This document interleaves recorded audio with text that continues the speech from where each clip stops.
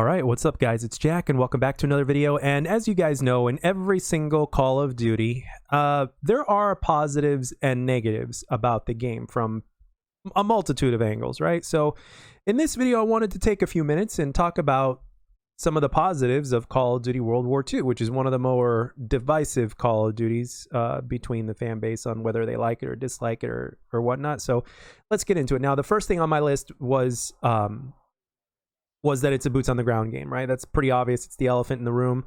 After 3 years of advanced movement, the fan base was definitely ready to go back to boots on the ground. And I think that's one of the things that really helped make World War II a lot of money before the game even came out or whatnot, and increase its popularity and all that stuff, is the fact that it was a boots on the ground Call of Duty. We finally get a boots on the ground Call of Duty again. So I remember hearing a friend of a friend basically say that they didn't even pay attention or buy Advanced Warfare, for example, because it just wasn't Call of Duty to them, and it was all because of the movement, which I could definitely understand.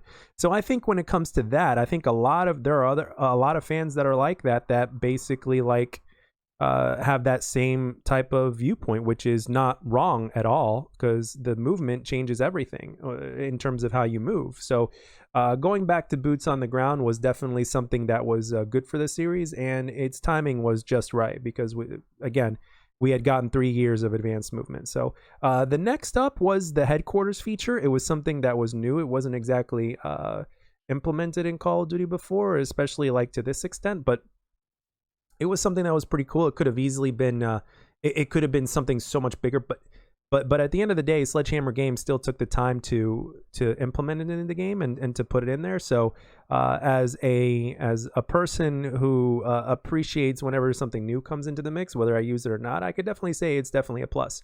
Again, it could have gone so much more, but at the same time, at least we got that. And who knows, maybe sometime in the future we might get something like that again, but to like a much larger degree. You just never know sometimes, man. Sometimes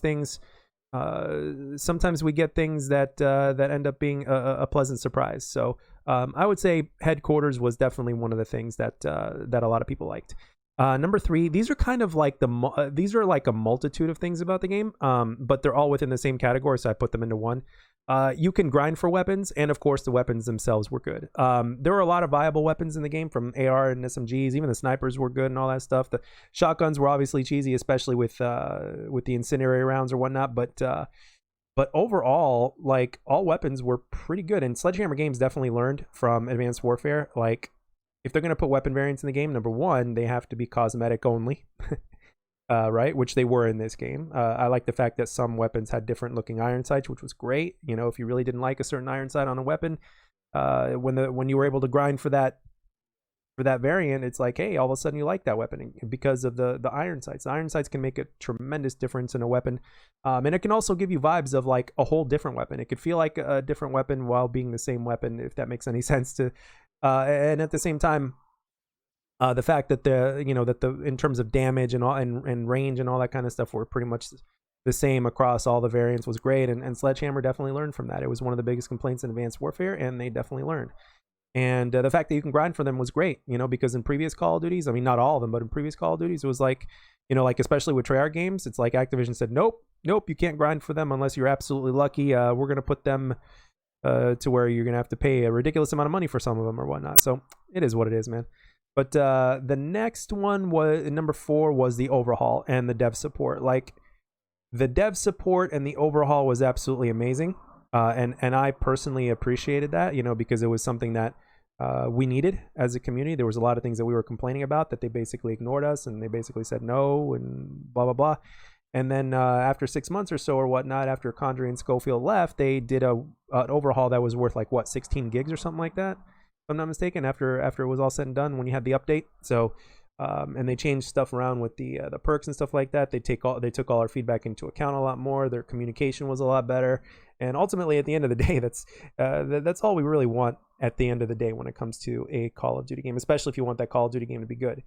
And the last thing on my list was that all play styles were welcomed. See, we live in an age now to where certain play styles will really bite you in the ass when it comes to Call of Duty, right? In this particular case, you move around too much or whatnot, making too much noise with those footstep sounds, and the fact that the footstep sounds are so loud that, you know, people can hear you coming a mile away, you are basically punished for moving around in a first-person shooter that is supposed to be arcadey, but it's not. So the fact that you could literally, like, in terms of the map design and everything like that, and the way everything was designed in this game, you played it right. For the most part, you succeeded. All play styles in this game are welcomed, really, regardless of how you choose to play. And I've been back on this game for only 2 sessions or whatnot, or however, 2 or 3 sessions, and let me tell you, I've seen it all already. I've seen people camping in corners, and at the same time I see people moving around, which is great. You know, you don't see that as much nowadays because of the game's design. I've always argued that it's not just the community,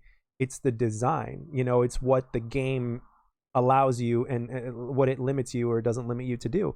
Even when you look at back at Advanced Warfare, people were moving around all over the place at that game. I mean, seriously. So it's design. It's not just a community, it's the design. But anyway, that's all I got for this one, guys. Let me know what you liked most about Call of Duty World War II, or if there's anything I missed specifically that I didn't think of. Hope you enjoyed it, and I'll catch you guys on the next one.